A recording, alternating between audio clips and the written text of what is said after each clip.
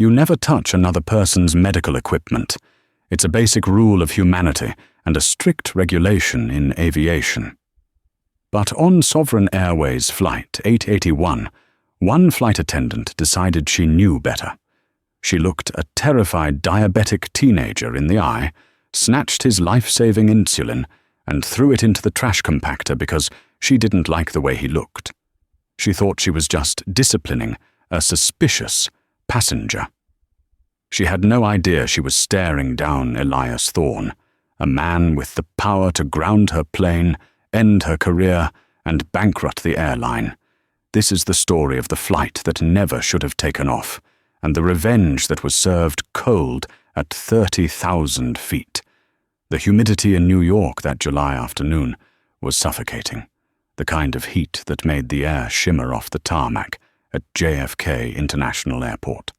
Inside the cool, sterile environment of Terminal 4, Elias Thorne adjusted the cuff of his bespoke charcoal suit. At 45, Elias carried himself with a silence that screamed authority. He didn't need to shout.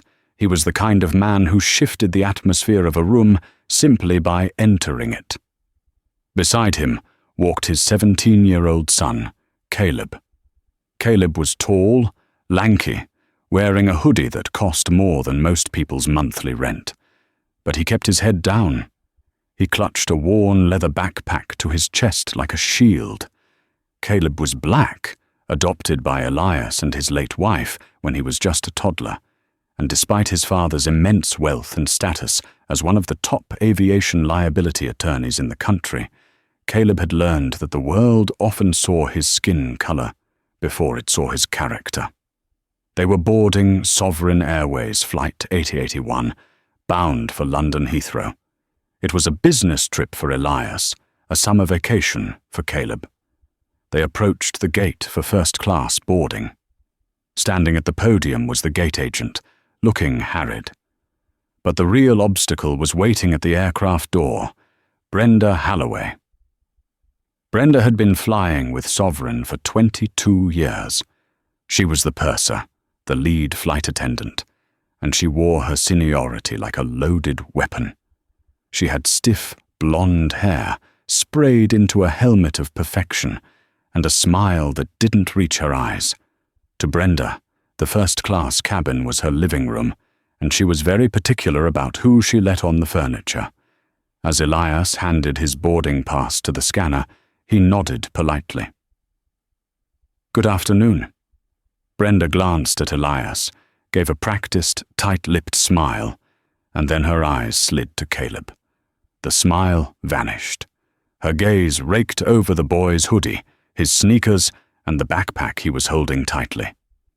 "Boarding passes," Brenda said, her voice sharp, extending a hand toward Caleb, ignoring the fact that Elias had just presented both. "I have them both here," Elias said calmly, holding out the phone again. Brenda didn't look at the phone. She looked at Caleb. "I need to see his ID. We have to verify that the passenger matches the ticket for security reasons." Elias frowned slightly. "We've already been through TSA and gate check. We are boarding the aircraft, Brenda." He read her name tag intentionally. "Random checks." Brenda lied smoothly, crossing her arms. "There's been a lot of fraud lately with upgraded seats. People sneaking into cabins they didn't pay for." The implication hung in the air, heavy and ugly.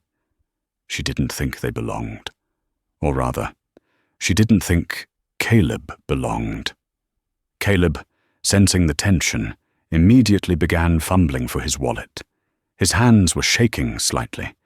It wasn't just nerves. His blood sugar had been trending low since they left the lounge, and the stress wasn't helping. "Here," Caleb whispered, handing over his driver's license. Brenda took it, holding it up to the light, scrutinizing the photo, then looking back at Caleb, then back at the ID. She took an agonizingly long time. The line of wealthy passengers behind them began to shuffle impatiently. "Thorne?" Brenda raised an eyebrow. "You're Elias Thorne's son?" "That is correct," Elias said, his voice dropping an octave. Is there a problem? Brenda handed the ID back with a scoff that sounded dangerously like a sneer. No, just surprising. You can proceed. Seats 1A and 1B. Try to keep the noise down back there. Elias's jaw tightened. He had destroyed CEOs for less disrespect than that. But he looked at Caleb, saw the sweat beading on his son's forehead, and decided to prioritize getting him seated and stable. "Let's go, son," Elias said, guiding Caleb onto the plane. As they settled into the plush leather seats of the first-class cabin, the difference in treatment was immediate. Brenda fawned over a businessman in 2A, Mr. Henderson, a regular, taking his coat and offering champagne. When she came to Elias and Caleb, her demeanor chilled. "Orange juice," Elias requested, "and a water for my son." "Immediately, please." "We're still boarding, sir. I'll get to the pre-departure beverages when the flow allows," Brenda said dismissively, turning her back to fluff a pillow for an empty seat.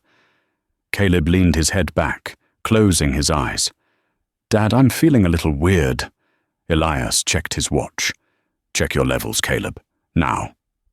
Caleb unzipped his backpack. Inside was his travel medical kit, a glucometer, test strips, and a cooling case containing his insulin pens, Humalog for meals, Lantus for long-acting. He was a type 1 diabetic, dependent on insulin to survive. He took out the small black pouch and set it on the tray table. The plane was still boarding, the aisle filled with passengers shuffling toward economy.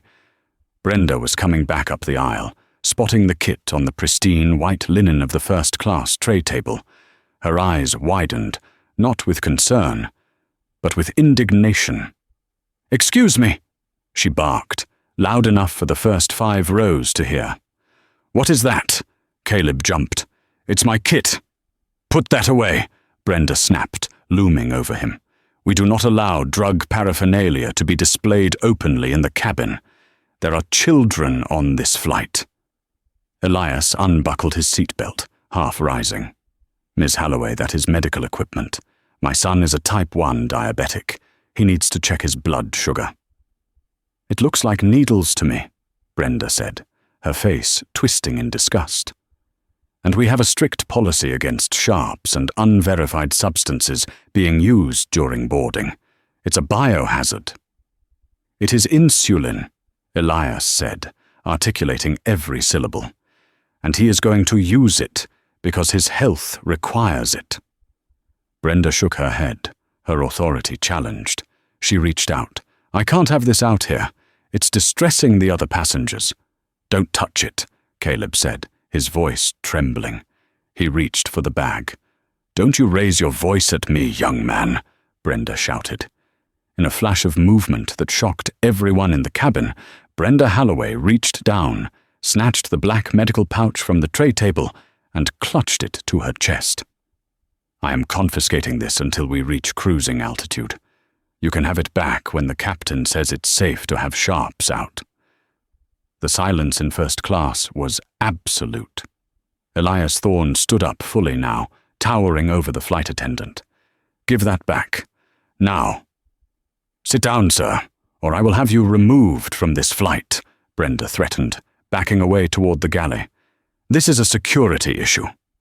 She turned and marched into the front galley, disappearing behind the curtain. Elias looked at Caleb. The boy was pale, his hands shaking violently now. "Dad," Caleb whispered, "my Humalog is in there. I need it for the meal. I'm dropping." Elias Thorne felt a cold rage settle in his chest, a sensation he hadn't felt since his days prosecuting organized crime. He didn't yell. He didn't scream. He simply pressed the call button, then pulled out his cell phone. The plane doors were still open. They hadn't pushed back yet. Brenda Holloway had just made the biggest mistake of her life.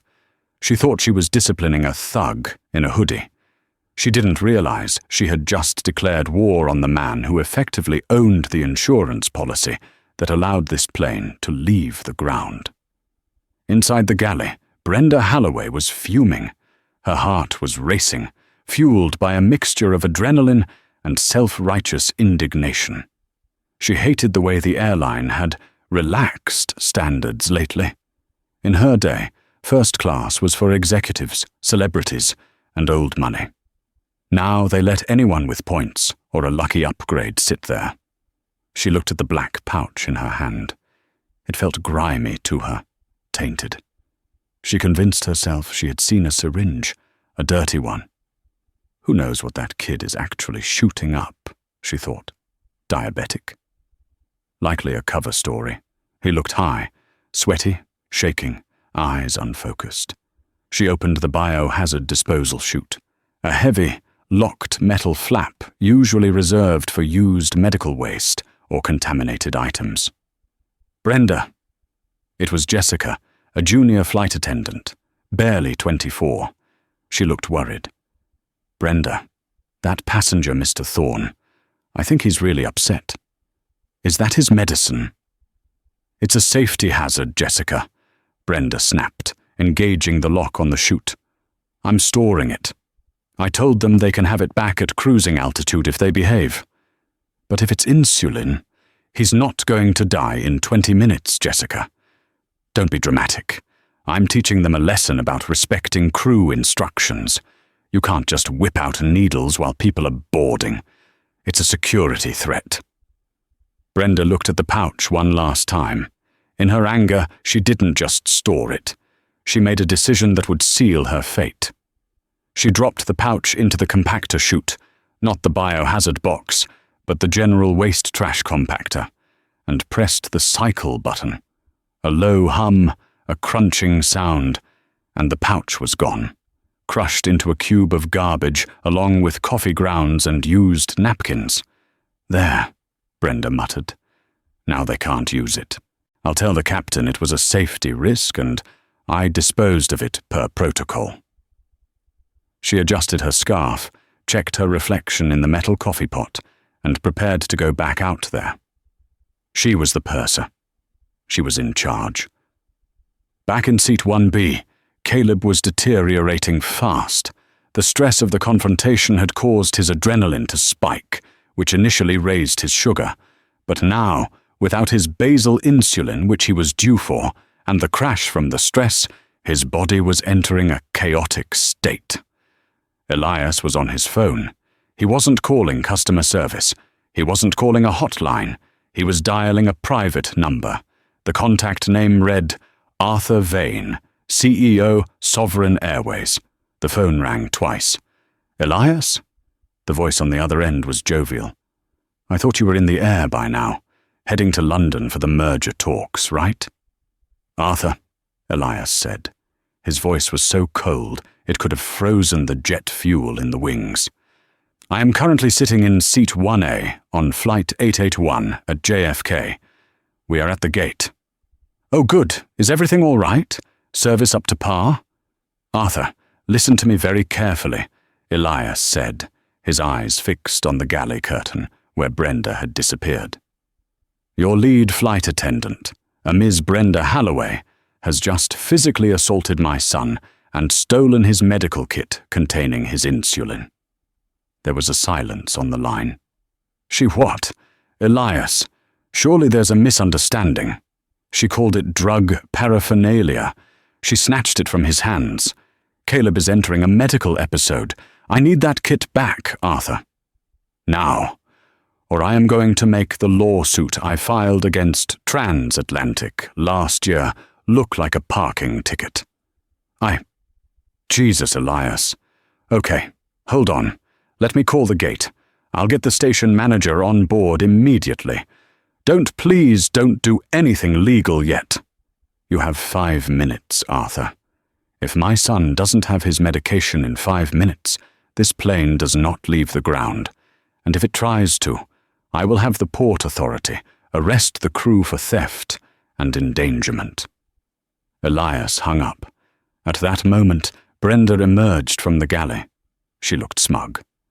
She walked over to the intercom handset to make the pre-departure announcement. Ladies and gentlemen, welcome aboard Flight 881. We are just finishing up our paperwork and should be pushing back shortly. We ask that you take your seats. Elias unbuckled his seatbelt. He stood up. He wasn't a passenger anymore. He was a prosecutor. "Miss Holloway?" Elias said, his voice projecting through the quiet first-class cabin. Brenda paused, the phone still in her hand. She glared at him. "Sir, sit down. The fasten seatbelt sign is on." "Where is the kit?" Elias asked, stepping into the aisle. "I told you it's secured. You will get it when I say you get it. My son is dizzy. He is nauseous. He needs his medication now. Sir, if you take one more step, I am calling the pilot and having you removed as a threat." "Do it," Elias challenged. "Call the pilot. In fact, get him out here." Brenda scoffed and picked up the interphone to the cockpit. "Captain, we have a level 2 disturbance in first class. Passenger in 1A is refusing instructions and becoming aggressive. I need him removed." She hung up and smirked at Elias. "Police will be here in a few minutes to escort you off. I hope you have a backup plan for getting to London." Elias didn't blink. "You have no idea what you've just done." The cockpit door opened. Captain James Sterling stepped out. He was a veteran pilot, grey-haired, looking annoyed at the delay. "What is going on out here? We have a slot time to hit." "Captain," Brenda said, stepping forward, playing the victim perfectly. "This passenger is refusing to stay seated. He brought drug needles onto the plane and was brandishing them. I confiscated them for safety, and now he's threatening me." Captain Sterling looked at Elias. He saw the expensive suit, the calm demeanor. He looked at Caleb, who was slumped in his seat, head in his hands. "Sir," Captain Sterling said, his voice firm. "Is this true? Did you threaten my crew?" "Captain Sterling," Elias said. "My name is Elias Thorne. I am senior partner at Thorne & Associates. We represent the underwriters for Sovereign Airways liability insurance. Your flight attendant just stole my diabetic son's insulin and, from what I can see, has refused to return it despite a medical emergency." The captain's eyes widened slightly at the name Thorne. He knew that name. Every pilot knew that name. It was on the bottom of the union contracts and the insurance briefings. "Insulin?" The captain looked at Brenda. "Brenda, did you confiscate insulin? It looked like drugs, James. He was shaking. He looked suspicious. I put it in the disposal." "You put it where?" Elias asked, his voice dropping to a whisper. Brenda hesitated. The confidence began to crack. "I secured it." "Did you put it in the biohazard locker?" the captain asked sharply. "I put it in the compactor," Brenda blurted out. The silence that followed was deafening. "You compacted it?" Elias repeated, his face draining of color. "You crushed my son's life support." "I thought," Brenda stammered. Elias turned to the captain. "Captain Sterling, my son needs insulin immediately. Since your crew has destroyed his supply, we need paramedics. Now." "And," Elias added, pulling out his phone again, "I am officially declaring this aircraft unfit for service due to gross negligence and crew incompetence. I am calling the FAA Regional Director, who happens to be my brother-in-law, and I am calling the NYPD to file charges for theft and reckless endangerment against Miss Holloway." "Charges?" Brenda squeaked. "It's just medicine. We can get more." "It is a Class B felony to tamper with or steal medical equipment resulting in bodily harm," Elias cited from memory. "And you just confessed to destroying it." "Captain," Elias said, looking the pilot in the eye, "ground this plane, or I will make sure Sovereign Airways never insures a hull again." The captain didn't hesitate. He grabbed the interphone. "Tower, Sovereign 881. We are cancelling our taxi clearance. We have a medical emergency and a security incident involving crew, requesting police and paramedics to the gate immediately." He looked at Brenda, his expression furious. "Get your bags, Brenda. You're done." But the drama was just beginning. Because Elias Thorne wasn't just going to get her fired, he was going to ensure the entire world knew what happened on Flight 881. The atmosphere inside the first-class cabin of Sovereign Airways Flight 881 had shifted from awkward silence to palpable panic. Caleb Thorne was no longer just slumped. He was sliding out of his seat.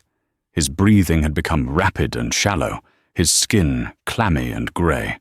"He's going into shock," Elias said, his voice cracking with a fear he rarely showed. He loosened Caleb's hoodie. "Stay with me, son. Don't you dare close your eyes." "I can't feel my hands," Caleb mumbled, his words slurring. Brenda Holloway stood by the cockpit door, watching with a mixture of disbelief and defensive stubbornness. She was still trying to convince herself this was a performance. "He's acting," she muttered to Jessica, the junior attendant, who was now openly crying. "I've seen junkies do this 1,000 times when they get caught." "Shut up!" Captain Sterling roared from the cockpit doorway, stepping out with a red emergency medical kit. "You have done enough, Brenda. Get to the back of the plane and sit in the jump seat. Do not speak to anyone." "But Captain, now!" Brenda flinched, finally sensing the gravity of her position. As she walked down the aisle toward economy, she passed rows of passengers who had been watching the scene unfold. They weren't just watching anymore. Phones were up.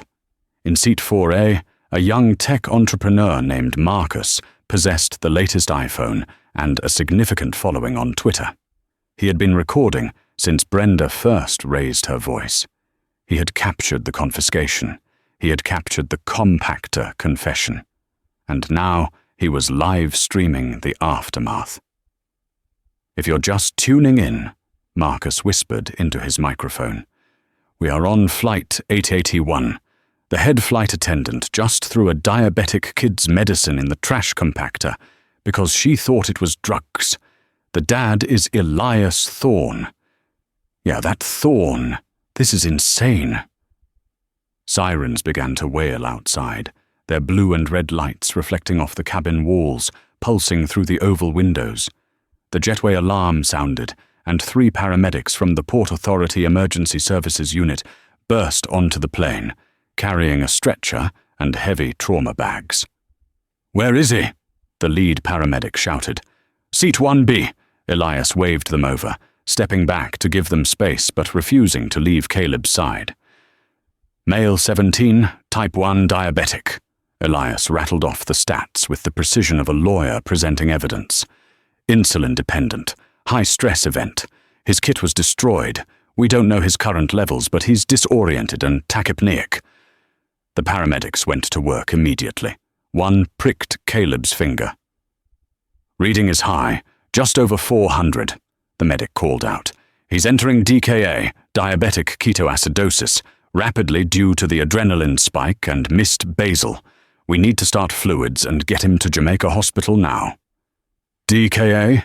Captain Sterling asked, looking pale. "It means his blood is turning acidic," the medic snapped.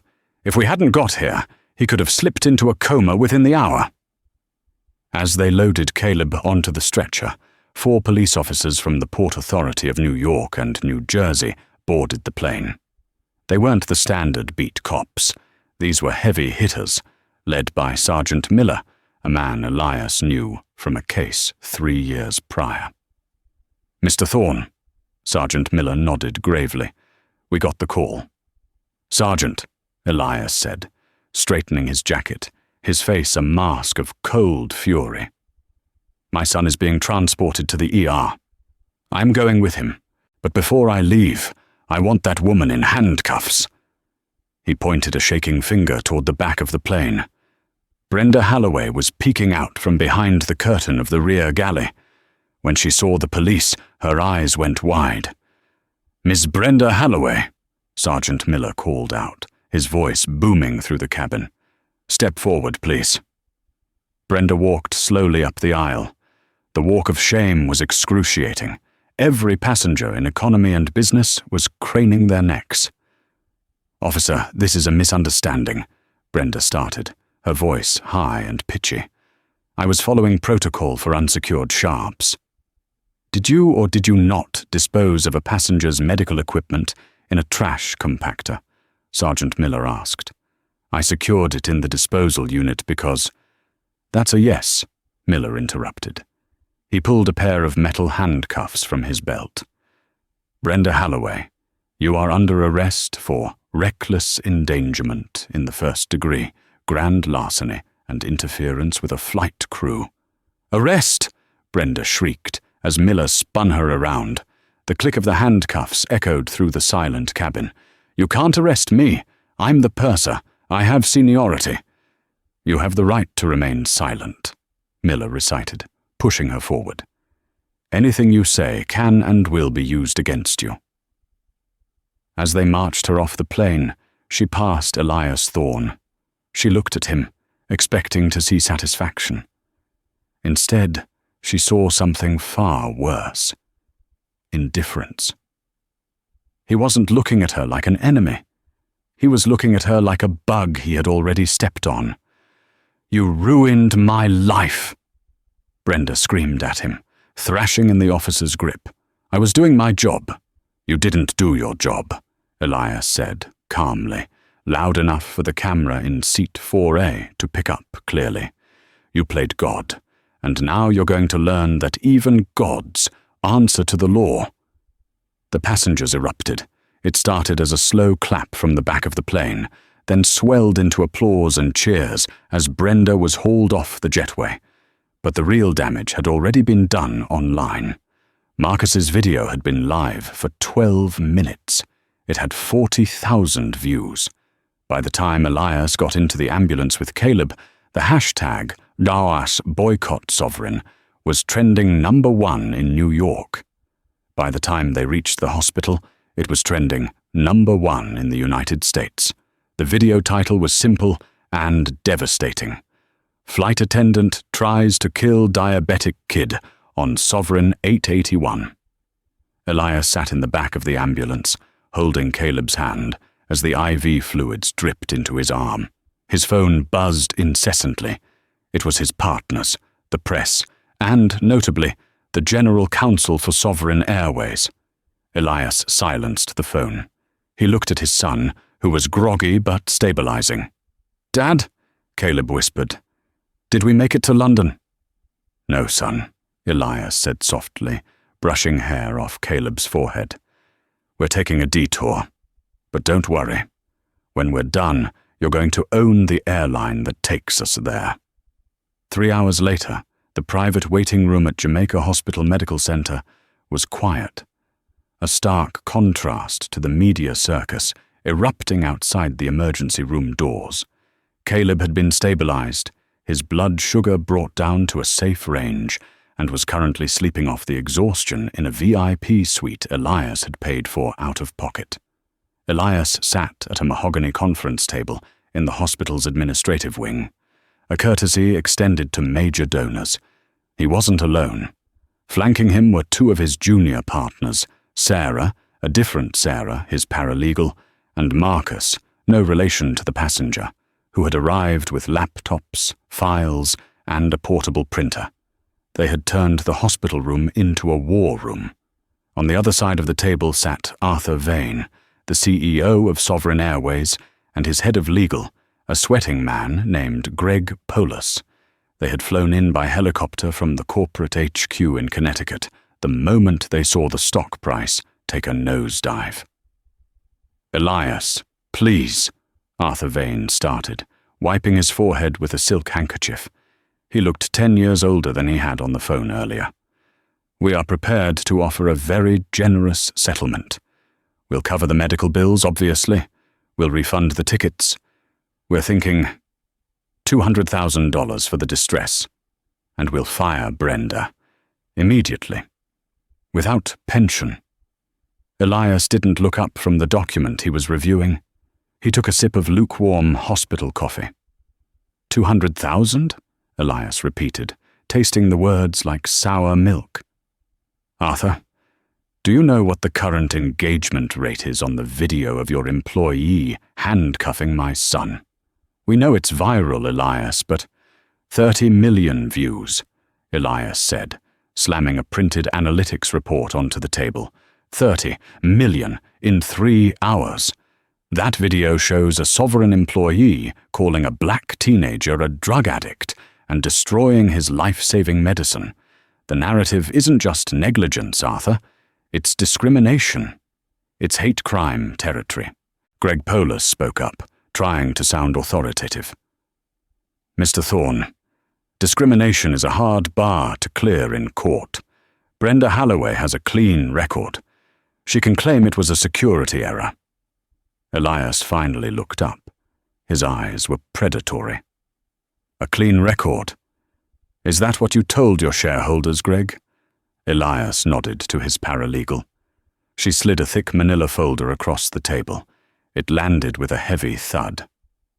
What is this? Arthur asked. That, Elias said, leaning forward, is Brenda Holloway's actual disciplinary file. The one you guys tried to bury. My investigators pulled it within an hour. Amazing what you can find when you know where to look. Arthur opened the folder.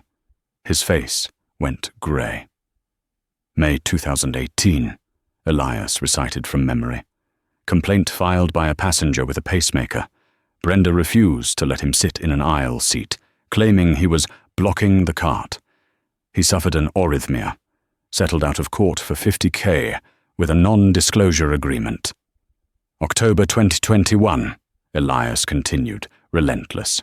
Brenda confiscated an inhaler from an asthmatic child because the girl was playing with it during the safety demo. The parents were threatened with the no-fly list if they complained. And my personal favorite, Elias said, his voice dropping to a whisper. January of this year. Brenda Holloway was reported by 3 separate co-workers for making racially insensitive comments about passengers in economy. Your HR department marked it as interpersonal conflict and sent her to a 1-day online sensitivity seminar. She clicked through the slides in 20 minutes. Elias stood up and walked to the window, looking out at the Queen's skyline. You didn't just have a bad apple, Arthur. You had a liability that you knowingly kept on the payroll because she was senior and cheap to insure. That's not negligence. That is gross corporate malfeasance. Arthur Vane slumped in his chair. What do you want, Elias? 5 million? 10? Elias turned back. I don't want your money, Arthur. I have more money than you. I want to hurt you where it actually matters. He began to list his demands, counting them off on his fingers. 1. Sovereign Airways will publicly admit to the discrimination and negligence in a press conference. No regret the incident, PR spin, a full admission of guilt. 2. You will implement a mandatory third-party audit of all flight crew training regarding medical disabilities, specifically focused on racial bias, and my firm will select the auditor. 3. You will create a scholarship fund for diabetic children in Caleb's name. Initial endowment, $50 million. 50 million? Greg Polis choked. That's insane. That's 10% of our quarterly profit.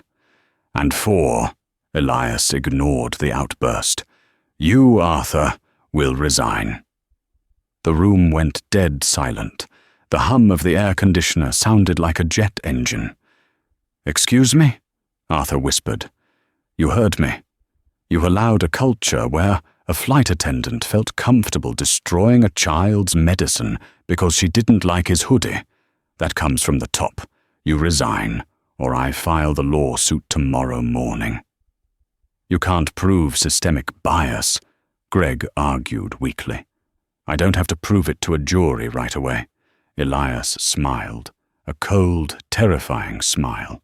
I just have to file the complaint. Once I file, discovery starts. I will depose every flight attendant, every HR manager, and every gate agent you have.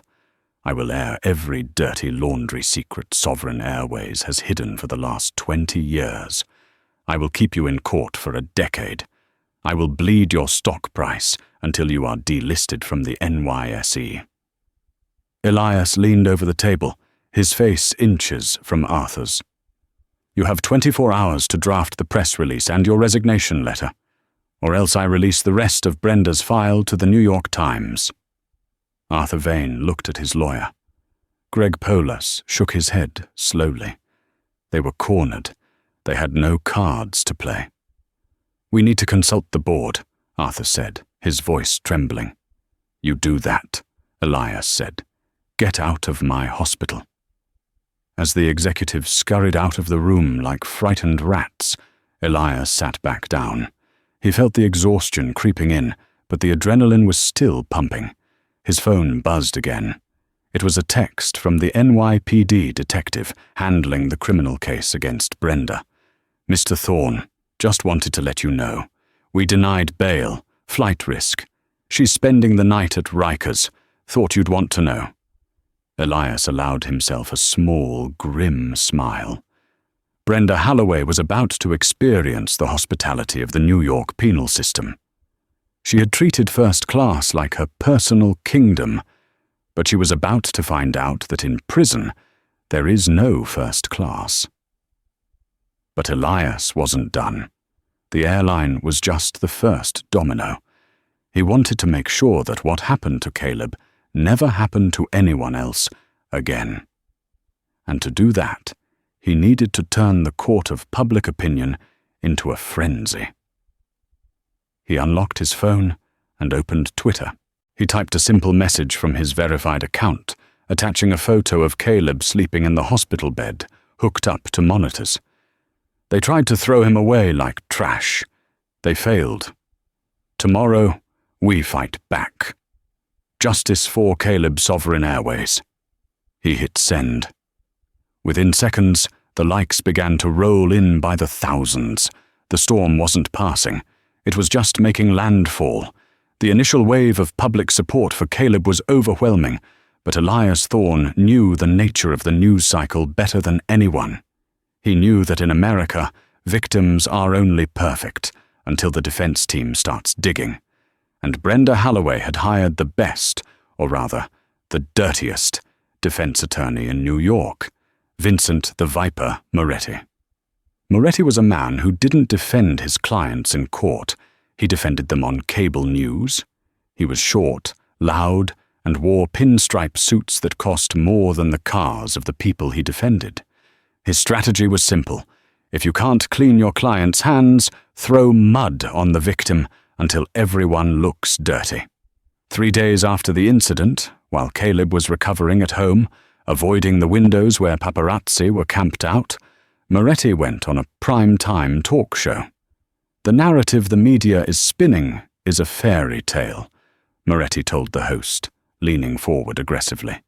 They want you to believe this was a sweet, innocent boy and a mean flight attendant. But let's look at the facts. Ms. Holloway is a 20-year veteran of the skies. She is a safety professional. She saw a young man, visibly shaking, sweating, fumbling with a bag of needles and glass vials during the most critical phase of flight, boarding. But it was insulin, the host interjected. Was it? Moretti raised a skepticism eyebrow. Did she know that? Or did she see a suspicious package that violated cabin safety protocols? And let's talk about this innocent young man. We've uncovered records from his private school in Connecticut. Elias, watching from his study, felt his stomach drop. They found the suspension. Caleb Thorne was suspended last year for violent conduct, Moretti announced, holding up a blurred document. He was involved in a physical altercation on school grounds. This is a young man with a history of aggression. When Ms. Holloway tried to secure the cabin, he became belligerent. She was terrified. She didn't destroy his medicine out of malice. She neutralized a threat in a panic. It was self-defense. It was a lie wrapped in a half-truth. Caleb had been suspended for pushing a bully who had been tormenting him for months about his adoption. But the context didn't matter to Moretti. The headline did. By the next morning, the tide on social media began to turn. The hashtag #JusticeForCaleb was now competing with Stand with Brenda and Flight Safety First. Maybe the flight attendant was just scared.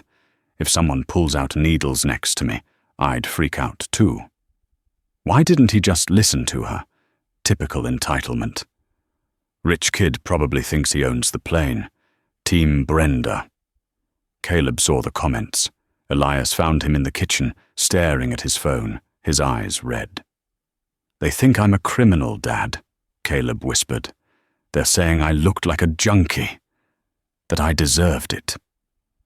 Elias gently took the phone from his son's hand and placed it face down on the counter. "Listen to me, Caleb. This is what they do. They try to break you because they can't beat the facts. Moretti is trying to litigate this in the court of public opinion because he knows he will lose in a court of law." "But it's working," Caleb said, his voice trembling. "Even the airline isn't settling now. I saw the news. They paused the negotiations." It was true. Sovereign Airways, seeing the public split, had frozen the settlement talks. Arthur Vane hadn't resigned. They were betting that if they dragged this out, the public would get bored or turn on the thorns entirely. Elias walked to the window, looking out at the reporters gathered at his gate.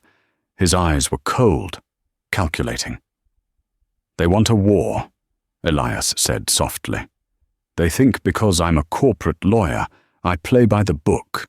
They forgot that I started in the district attorney's office, prosecuting RICO cases." He turned to his son. "Caleb, I need you to be brave. Moretti wants to paint you as a thug? Fine. We're going to show them exactly who you are. And then I'm going to destroy Vincent Moretti's career, along with Brenda's." Elias picked up his phone and dialed his lead investigator, a former FBI agent named Sarah, not the paralegal.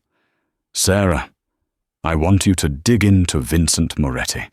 I want every case he's ever fixed, every judge he's ever bribed, and every skeleton in his closet. And find me the passengers from Flight 881. Not just the ones who filmed. I need the ones who were sitting in rows 2 and 3. The ones who heard everything."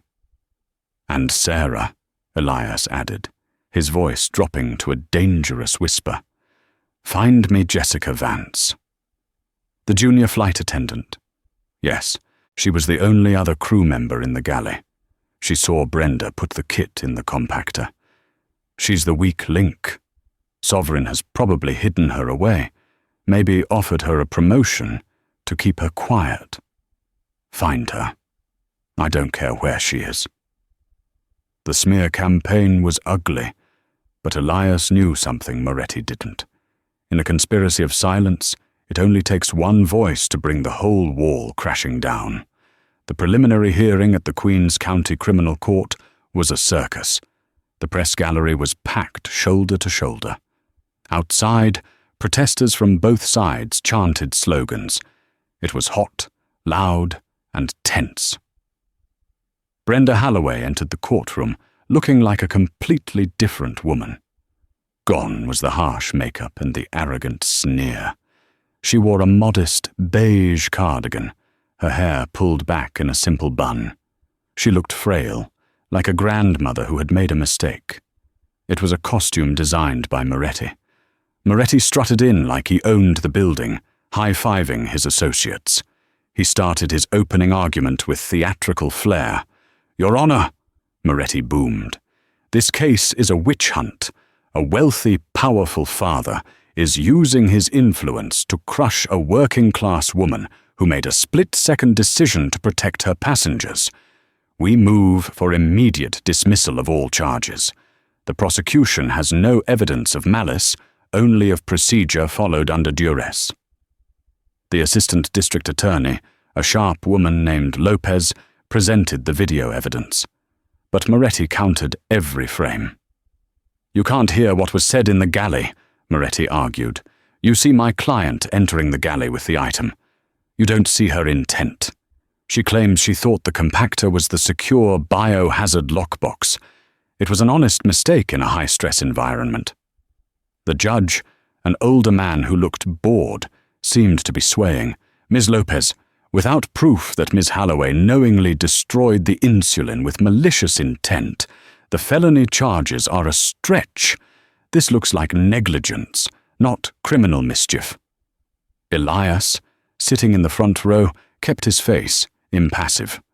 But under the table, his fist was clenched so hard his knuckles were white.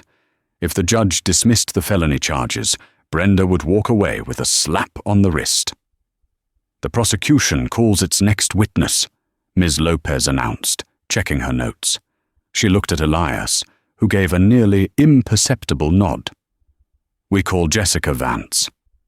A murmur went through the courtroom. Moretti froze. He turned to Brenda, whispering furiously, "You told me she was in Cancun on company leave." Brenda looked pale. She was supposed to be. The doors at the back of the courtroom opened. Jessica Vance walked in. She looked terrified. She was young, barely 24, wearing a simple grey suit. She avoided looking at Brenda as she took the stand. "Ms. Vance," Ada Lopez began gently, "you were the junior flight attendant working the first-class galley on Flight 881. Correct?" "Yes, ma'am," Jessica whispered. "Ms. Vance, can you tell the court what happened when Ms. Holloway brought the black pouch into the galley?" "Objection!" Moretti shouted. "Hearsay!" "Overruled. The witness was present," the judge snapped. "Continue." Jessica took a deep breath. Her hands were shaking. Brenda came into the galley. She was angry. She threw the kit onto the counter. "Did she examine it?" "Yes," Jessica said. The courtroom went silent. She unzipped it. I saw her do it. "And what did she see inside?" She took out the insulin pen. She looked at the label. I heard her read it out loud. She said, "Humalog. Insulin." A collective gasp swept through the room. Brenda Holloway's mistake defense was crumbling. "She knew it was insulin," Lopez pressed. "Yes, I told her, 'Brenda, that's medicine. You can't take that.'" She looked at me and said, Jessica paused, tears welling up in her eyes. "What did she say, Miss Vance?" She said, "I don't care what it is. That boy needs to learn his place. He thinks he can flash his wealth in my cabin? Let him sweat for a few hours. It'll teach him respect." Moretti was on his feet. "Lies! This witness has been bought. She's a disgruntled employee." "Sit down, Mr. Moretti," the judge roared. "Ms. Vance," Lopez continued, her voice steel. "Did you see her put it in the compactor?" "Yes. I tried to stop her. I told her the compactor would crush it." She laughed. She said, "Oops, must have been the wrong button." Then she pressed the cycle button and looked me in the eye. She told me if I ever told anyone, she'd make sure I never flew again. She said she had friends in the union who would ruin me. Jessica reached into her pocket. I was scared. I didn't know what to do. So I did the only thing I could. She pulled out a small, silver thumb drive. "I have an Apple Watch," Jessica said. "I hit record when she started yelling in the aisle. It captured the audio in the galley." The silence in the courtroom was absolute. Even Moretti looked defeated. He slumped into his chair. "Your Honor," Ada Lopez said, taking the drive, "we would like to enter this audio recording into evidence. It corroborates the witness's testimony that the defendant knowingly identified the medication and destroyed it as an act of retribution." The judge looked at Brenda Holloway. The grandmotherly facade had dissolved. She looked small, mean, and trapped. "Evidence admitted," the judge ruled.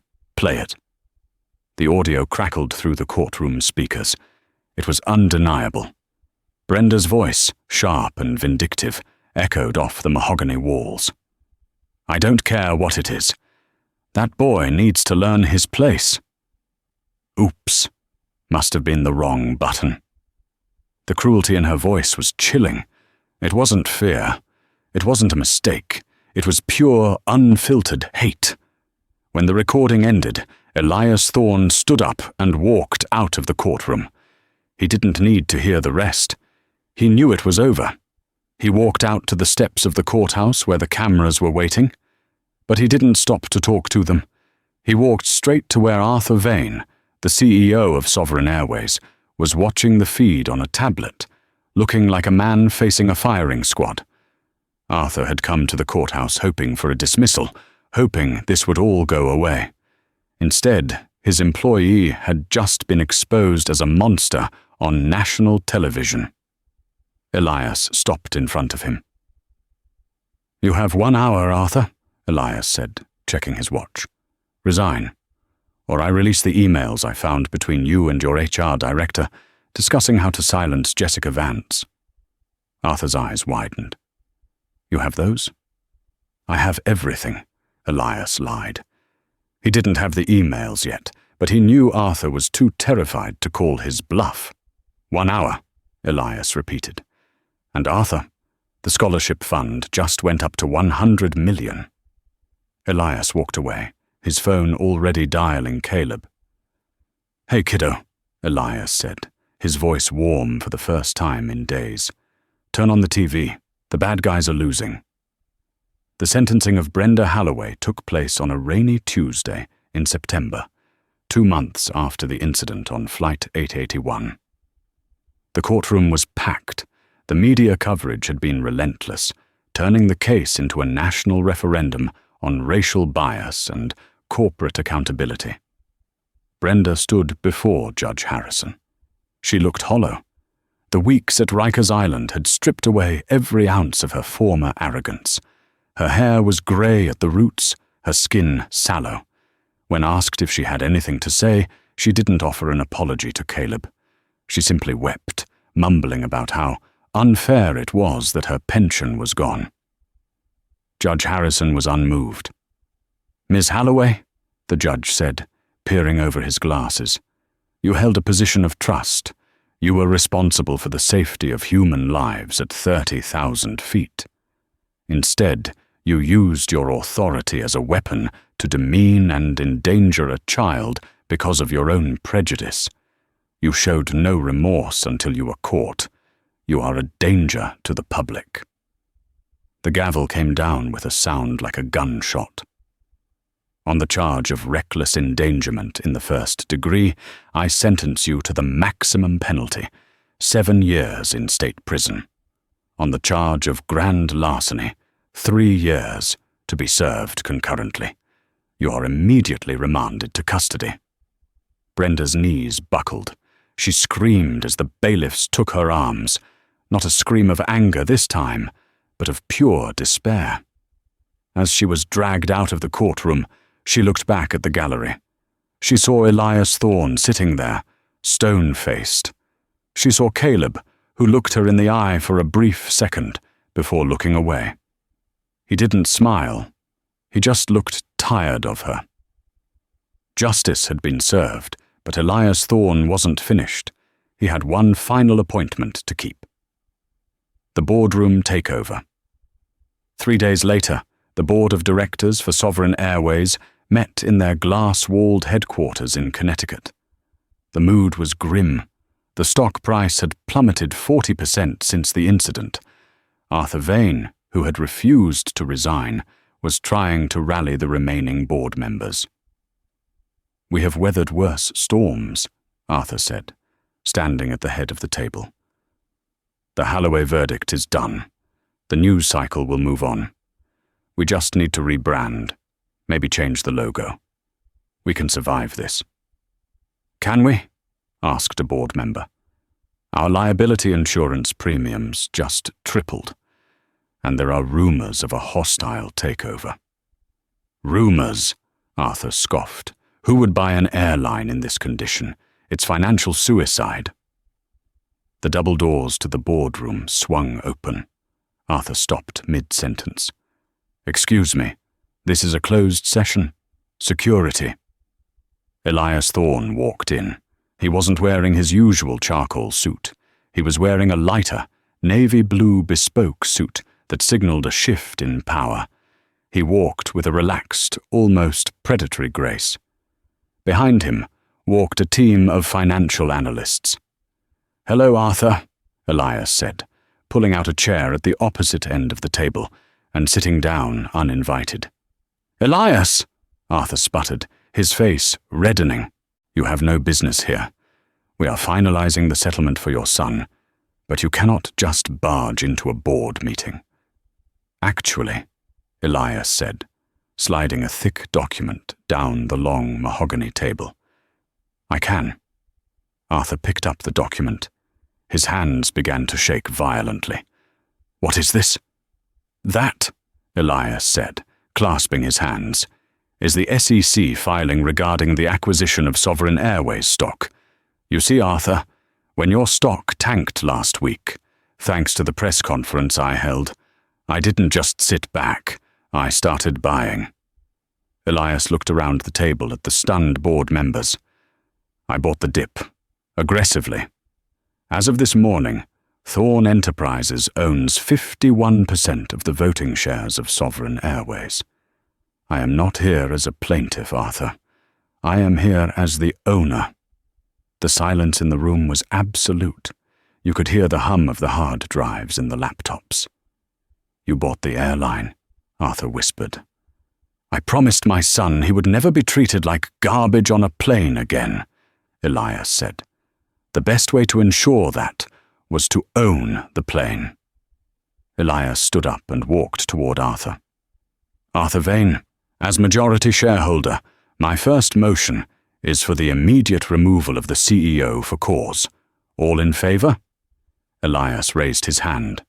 The other board members, seeing the writing on the wall and terrified of losing their own golden parachutes, slowly raised their hands. "Motion carried," Elias said coldly. "You're fired, Arthur. Security will escort you out.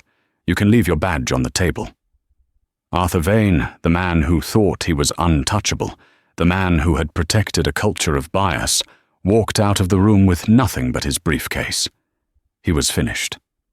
The New Horizon, 6 months later, the airline formerly known as Sovereign Airways, was gone. In its place was Horizon Air. The rebranding was total. The livery was changed from the old, stuffy grey and gold to a vibrant blue and white. But the changes weren't just cosmetic. Under Elias's direction, the company implemented the strictest anti-bias training in the industry. Every flight attendant, pilot, and gate agent had to pass rigorous certification on medical disabilities and conflict de-escalation. But the biggest change was the Caleb Thorne Foundation. Elias kept his word. A portion of every ticket sold on Horizon Air went directly into a fund to provide insulin and medical supplies for underprivileged families. On the 1-year anniversary of the incident, Caleb Thorne stood at JFK Terminal 4. He wasn't a scared teenager in a hoodie anymore. He was 18, dressed in a sharp blazer, standing next to his father at a podium. Behind them stood a brand-new Boeing 787 Dreamliner. Painted on the nose of the plane, in elegant script, was the name, "The Spirit of Resilience." Caleb leaned into the microphone. The press was there, but this time they weren't looking for a scandal. They were looking for a hero. "A year ago," Caleb said, his voice steady and strong, "I was told I didn't belong here. I was told my life didn't matter as much as a flight schedule. But today, we are proving that kindness and safety are not optional. They are the rule." He looked at his father, who was beaming with pride. "This airline isn't just a business," Caleb continued. "It's a promise that no one will ever have to fear asking for help at 30,000 feet again." Caleb cut the ribbon. The crowd cheered. As the ceremony ended, Elias put his arm around his son's shoulder. "You did good, kid," Elias said. "Thanks, Dad," Caleb smiled.